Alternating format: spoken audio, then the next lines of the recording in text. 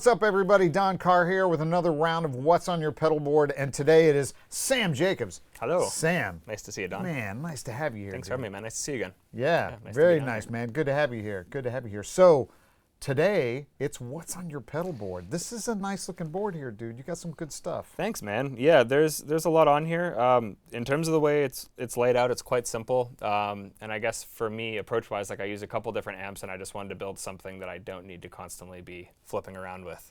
Yeah, you know, exactly. like having to constantly rebuild my rig for different amplifiers. Often I'm using the generator amps, which have a lot of the actual sounds that I want because they're like the multiple channel amps. Sure. But often we'll gig with like a D20 or like a single channel amp where you need to have a couple different gain stages on the board to be able to do that. And these are ones that I've come to enjoy. Yeah, and that makes it modular that way, where it's like, okay, this fits with every kind of rig that I'm using. Totally, I can bring this to most gigs, whether it's with some of my own music or if it's a corporate gig or if it's a session type thing. And most of the sounds that I'm generally going to gravitate to are readily available and easy to dial. So yeah, that's cool. Yeah. Can't beat that, man. Nope. Can't beat that. Efficiency. And it's like one like flat layout too. That's nice, man. Yeah. They're easy to work on, easy to get around on. I want to get into the Sean Tubbs land where I've got the switcher going. I will say, but honestly, yeah, just in terms of like troubleshooting or just as you're saying, ease of access, like everything on here, I can very easily, like if I want to tweak something, you don't got to lift the whole thing up. You just kind of bend over and do it. Right. And yeah, and also like, you know, there's some things on here that I might not always use, like when I'm using the multi-channel amps, like a couple of the drive pedals might not always go into play. When I'm using the single channel amp, you know, this foot switch obviously doesn't get used quite as much. But this is just, you know, what I like and what I can generally make work for what I want to do. Yeah. Again, man, this whole What's on Your Pedalboard thing is always about workflow. You know what I mean? It really is. It's always about how do you think and how do you look at stuff and what makes sense to you. And I think this is really interesting. I like too that you've got a whole bunch of new pedals and you've got two old favorites on there. Man. Yeah, like, totally. Which is real obvious. I love that. The old man. TS and the Ego, and this Ego, I was just saying to you as the switch was misbehaving, I've had this same one probably since like the month that they came out. Like I used to work at a music store in Winnipeg back in the day, and I remember like at the time there weren't as many options. It was like this and the JHS Pulp and Peel were kind of like the hot new ones that everyone wanted, right? But for me, just having the wet dry blend at that time was what appealed to me, and honestly I've just gotten along with it so well that I haven't really felt the need to change it. Oh gosh, yeah, I mean it's just a great sounding circuit, man. It really works well. Totally. Like really for some of the corporate stuff, you know, like you might want like a lot of sustain on it for like that kind of country type thing. I generally like it just to even out clean tones and stuff like that, and it's quite warm. It's not too like ice picky, you know, like you can get with some compressors. Man. So and it's not too grabby either. No, depending on how you dial it, it doesn't do like the suck, you know what I mean? Where it kind of like even when you have the sustain kind of cranked on it, it's fairly transparent, which I enjoy. Yeah. But yeah, that and the old TS9, like can't go wrong, man. Can't go wrong with TS9. Nope. And I use that in both sides of whatever rig I might be using, and you know, I like lots of different tube screamers. Like I have a KHDK tube screamer that I really like. Tried the Duncan stuff, like the 805, I think it is. But that's kind of the tried and true. I know. Well, and then you know I see your settings, and it's like that's it, man. You just it's the move. You know. I used to to boost the tone, but I saw Nolly was talking about how with the tube screamer, he's like, once you like dial the tone back a little bit, it just has this sponginess to it. And I tried it, and it was like, oh man, that like 15% difference on the knob. I know. It really takes some of that little spike out, doesn't it? It does. Yeah, totally. And you can shape that on your amplifier all you want, but I find just the way that setting reacts with the front of the amplifier, it's not too sharp, but it gives you that saturation that you want. Sure. It's more forgiving in general. It gives you a little more option on the amp too, so you're not having to try to dial it back. Exactly. Much, it's easier to work with it than to get rid of it with that type of setting. Right. Yeah. And the tilt boost kind of does like the opposite of that. Like that kind of brightens things up when I need them to. Yeah. So those two in conjunction gives me a lot of different options in terms of the way I want to actually, you know, slam the front end of the amplifier. Amp. Yeah, whether it's clean or dirty or slightly broken or whatever. Exactly. Like this I use a lot of ways depending on the amplifier, but with a high gain amp, like the tilt boost for me is a way to just tighten up the low end without necessarily getting a lot more gain. Like it just gives me a bit more attack the way the tilt EQ works. Whereas with this, if I want to actually get a bit more saturation into the front of the amp for like a lead or whatever, it does the job. So yeah, and also filters the low end, obviously. You know, yes, so totally. And I feel like with high gain tones, like obviously the tube screamer thing has been a thing for a while, but with the tilt boost, like when we launched the tilt overdrive, like the double stomp one. as soon as I tried it, I was like, man, like this is exactly what I wanted for a high gain thing. It's like it's not necessarily giving the amp so much more gain and like making it hotter, but just the way that it shelves those low frequencies that can get boomy at higher volumes is gorgeous. Yeah, so, love it. Yeah, exactly, man. Yeah, cool. Yeah, that's cool. So, all right, so walk me through the signal flow here. Sure, yeah. So most of what you see on the top here is in the loop, the modular stuff and the time-based stuff. I wasn't an effects loop person until I met Dan at Revv. And Derek said the same thing. I was ringing up a delay pedal to try something. He's like, why are you putting that on the front end of the amp? I was like, I don't know. That's what you do, isn't it? Like you plug it into the amplifier. And immediately it's like, no, go in the loop. And just the clarity that you get from running certain things in the loop was something at that point that I had not really experienced. So I stuck to that. So the signal flow is obviously the Temple boards. They have these jack mods here. So I'm running it in 4-cable method. I got in, out to amp, effects send and effects return. So the front end goes right into the VP tuner, which is great. I was using obviously a tuner pedal and a volume pedal for a while, and then Derek got us these, and it's just great, save space. The tuner works well. I like the feel of the VP Junior versus other volume pedals. I like having a little bit of resistance on it. Like there are some where the mechanism is probably more durable, but the frictionless thing just kind of throws me off.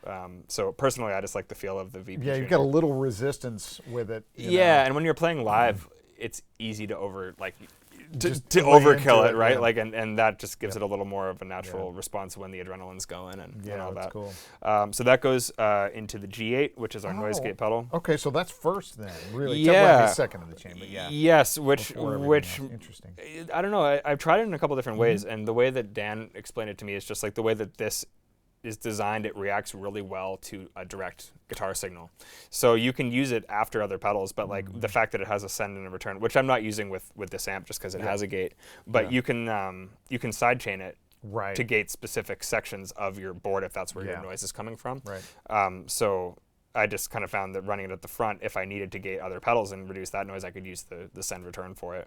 But I just like the way that it reacts to the guitar going directly into it. Yeah, interesting. Yeah, because you play a lot of really articulate, really, specific parts that need that kind of clarity. Yeah, totally. And you I tried running it after certain pedals, and I felt like it, in a sense, was kind of taking, not this gate specifically, but most gates I found running after the distortion pedals would take away a bit of those artifacts that you like. So front of the chain worked. And then that's cool. And then I tried running it with using the send return to kind of create a sidechain loop for specific noisy pedals. When I'm using the generator, it has the built-in gate, which is great. So that actually gates after the preamp of the amplifier, which is what running 4-cable on the gate will do. It actually allows you to gate, where your noise is coming from. But in this setting and in most settings like that I'm using, the amp does have the gate in it.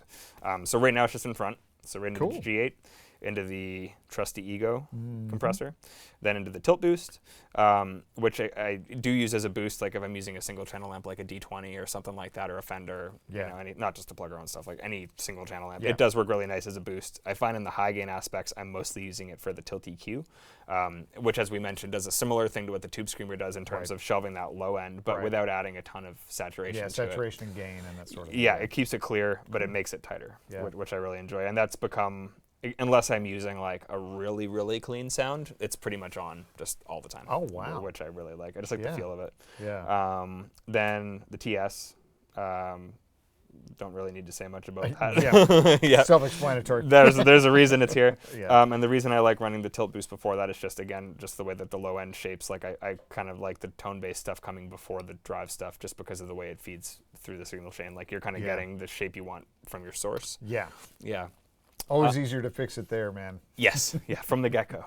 And then the G2 actually is the last part of the, the G2 and then into the Juliana in front. I do like running the Juliana in front. Oh, interesting. And the H90 is in the loop, so I can get other modular stuff in the loop if I want from that, just because it has so much. The Juliana, I did try running in the loop. I don't know why I like having the chorus in front for some reason. Certain effects I don't. I don't really know if there's a reason for it, but it just has a certain presence to it that I like. Man, okay, that's interesting because that's really like the Zach Wilde thing, is the chorus in front of the amp, in front of the gain stage. Totally. And I don't know, I use chorus for one thing, and it's basically that. It just kind of like, perfect, it just makes it sound glassier, right? Like I'm not big into like the super warbly, like off pitch kind of things. It's more just to make it real glassy and nice. So that would be the end of the front end signal chain. And the G2 I have on here primarily for when I'm using a single channel amplifier, and I kind of think of that as my gain channel, which is why the boost and the TS are in front of that, because it will react similarly to a high gain channel would. So if I'm using a single channel amp, that's my gain channel. That's your gain channel. And because I heard when you were warming up that you were like running that, testing it through the clean channel. Yeah. And I thought, oh, okay, cool. So that's, and also that gives you another color on the clean channel. It does. Too, or just like another gain stage, which I'm definitely big into. And it, like the G2, like people always ask because it's green, it's like, does it do what a tube screamer does? And it can. Like it definitely can, but I really like the fact that it's based on the second channel and the generator. It's just an easy way for me to bring that channel to other things. And often if I'm not using this amp, it's not something that demands quite as much saturation, so this will give me all the headroom that I need for that. Oh, that's cool. And then in the effects loop, pretty straightforward. Send goes to the H90. The H90 is like brand new to me.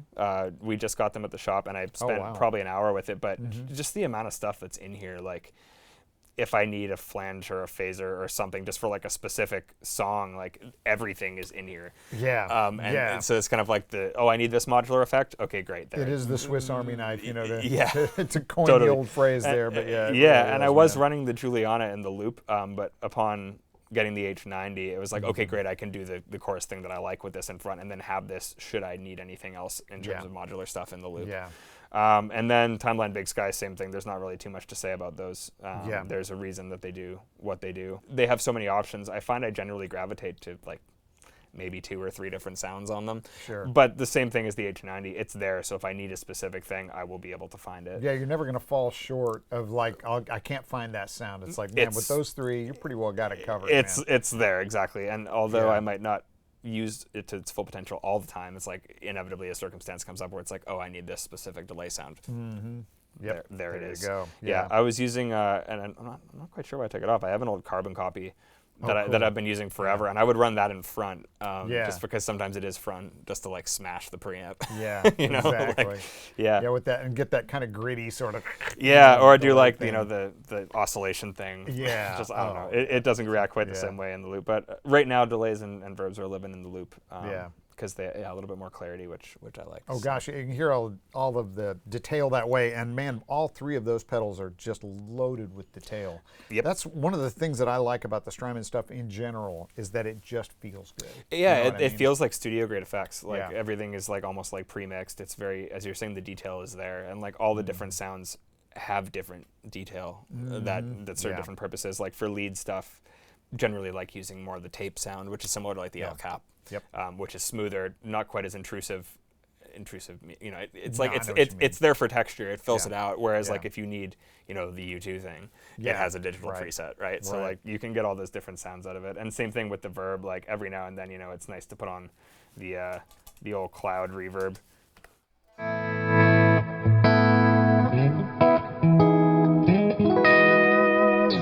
Right, like that type of thing. But if you want just a little bit of room verb too is nice. There you go, man. So it does all the things that I like. Nice. Well, and again, this is like, you're set up for a lot of stuff for this. You can do a lot, man. You really can, especially with a 4-channel amp and that 3 pickup guitar. Man, you can do a lot. That's the thing. It's like I want to be able to take. I don't know. I like what I like feel-wise, and I think being able to take that into any setting and be able to fairly easily dial in something that's going to work for that is kind of what I try to achieve with it. So. Yeah, that's cool. For sure. That's cool, man. Nothing crazy, nothing that's rewriting the book, but these are just things that do what I need them to do. Work the way you need them to work. And again, back to it, man. That's kind of the whole point, right? Yeah, absolutely. It's like we're just trying to get, we're trying to figure out, okay, how can I make my life easier? Totally. Yeah, you get in, it's like, great, I need this sound, boom, boom, boom, good. This will work for me in any setting. So. And when I was touring with Intervals, it was similar to this. Like, honestly, I don't think it's changed that much over the years. Like, I'd use that board for corporate gigs. It's like it works. So it kind of just affirms, like, I guess I do like what I like. But and I'm gonna make it fit into whatever it fits, whatever it needs to be. Absolutely. No, but I'm the same way though, man. I've kind of got one board.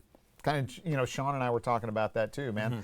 got one board that kind of just does it all. Yeah. Can kind of cover all the bases you need, and it works for you. It's the way you think. Absolutely, and you become familiar with it, and you know how to coax what you need to out of it. So that's pretty much it, man. Nothing crazy. We're using the G50, which is the new amp. Usually I use a generator 120 for any of my own material. Often I'll use a D20. With the effects loop, I can run it the same way. The only thing that becomes redundant at that point is the foot switch. But leaving it is just easier than not. Yeah, exactly. Just don't plug it in. Exactly. Tuck the cable under the board and we're good to go. And people will ask me what it is, and I'll make things up and just be like, oh, it's this. And it's like not even plugged in. It's like, what's that new Revv pedal? You're not using it. It's like, oh, you don't even know what it is yet. That's right. It's a secret. We can't tell anybody. Yeah, exactly. I'll show you a couple sounds, man. Let's hear it. Yeah, so the clean tones, I'm definitely a big fan of, like the really vibed out, spacey kind of clean.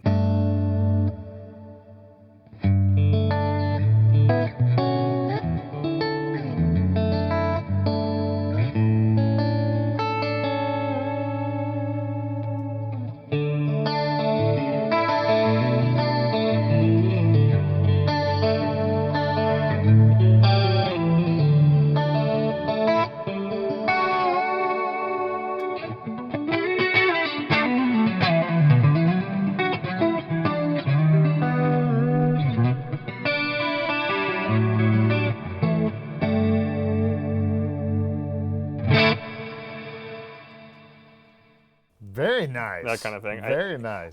80s tones to me are just like, I don't play a lot of that type of music, but just having, I don't know, like there's just something about those tones that are just so huge, like just so anthemic sounding. Yeah, I know, man. You're talking my language there, dude.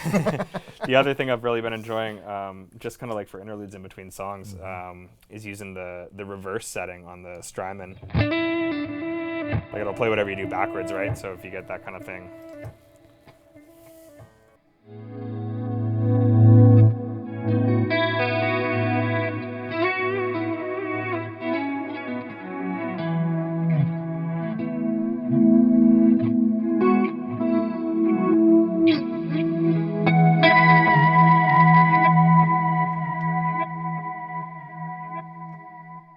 It just goes for a while, but I don't know, just those kind of things like in between songs, just to kind of fill out some space or have some ambience is something I always like doing, kind of like little interludes in between the songs and whatnot. That's nice, man. I'll show you a couple more sounds. Sure. So the second channel I use a lot for like kind of the split coily kind of, and right away when you turn on the tilt, it opens everything up so much. So cleans up the low end down there. Exactly, and that's definitely the secret to getting that type of tone. Like, maybe dial this a bit differently, but like.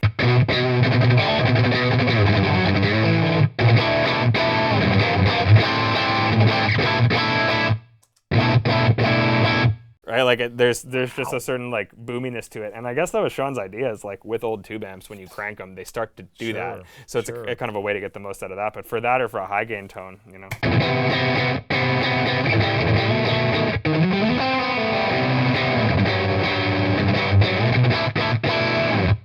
super snappy. Man, it really is. You know what? You can hear, with that much saturation even, you can hear every note in that complex chord. Totally. All those complex chords. I love that. Totally. Man. Yeah. Even for like, lead stuff.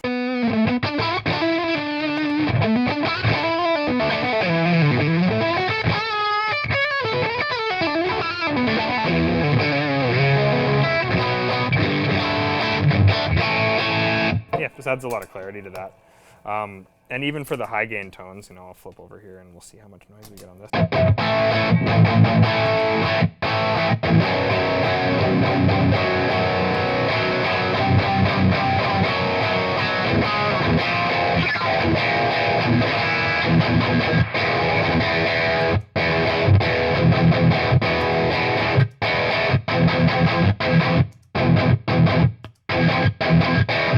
Gotta dial the gate a little bit differently there, but it just brings out a lot of that. Puts the snap in it, man. Yeah.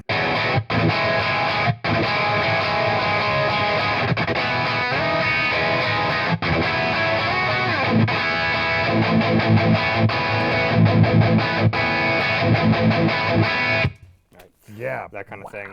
And then, man, that's, what I wonder. Golly.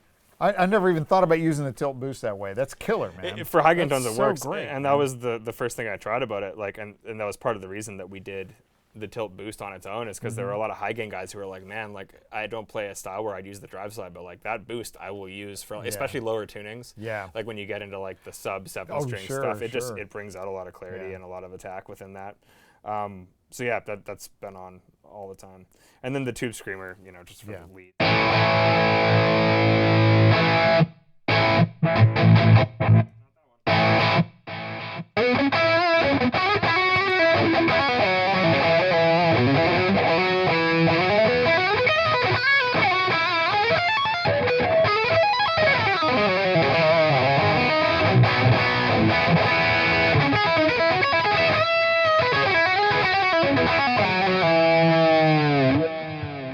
Classic lead boost thing, just a little bit of different character from your rhythm tone. But brings out, like for the single note stuff, just a little more of that saturation that's nice. Right. Well, it makes, you know, especially the higher notes, it makes them sound a little juicier, a little fatter, you know. Yeah, just a little more there, you know, if that makes sense. Yeah, and it's interesting too, because it's always the battle, right? It's like if you get the low end fat enough, you know, then when you're playing rhythm and you're playing like maybe 2 or 3 strings down low, it's just and that's why having both of these, like these almost serve like the opposite purpose. Right, but it evens out everything, right? Because Yes.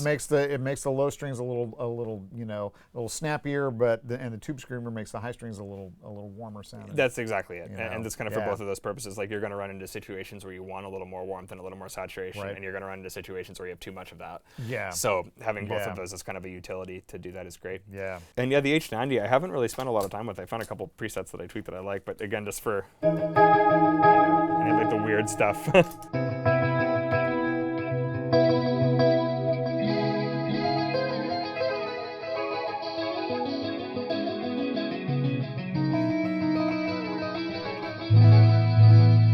You know, weird kind of stuff. Like that's just a preset I put together that was just kind of like math rocky and weird. Yeah. But I guess the point being, but with this is it just has so many cool, different, weird, fun things that'll fill the gap with everything else, you know? Yeah, and it's got all the basic sort of utilitarian stuff you'd need too, like any modulation sounds or whatever, you can get right in there and just absolutely, as opposed to having all of like the flanger, phaser, chorus, because I don't use those too often. I find they're more specific to like certain parts. Yeah.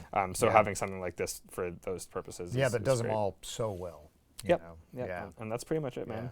Yeah. Dude, it sounds great, man. Thank you very much. Really good. Thanks, nice stuff, man. Thanks for having me. Dude, thanks for being here. Dude, really it's appreciate it. An honor to be here, man. It's you know, I watch a lot of these videos and it's cool to be in the space where you do. It's great. Nice. Yeah. Nice. Hey, thanks for watching, everybody. If you have any question about any of the pedals or any of the gear you've seen in this video, or heck, if you even got questions about Sam, just make sure to call your Sweetwater sales engineer or check us out online at sweetwater.com. Thanks.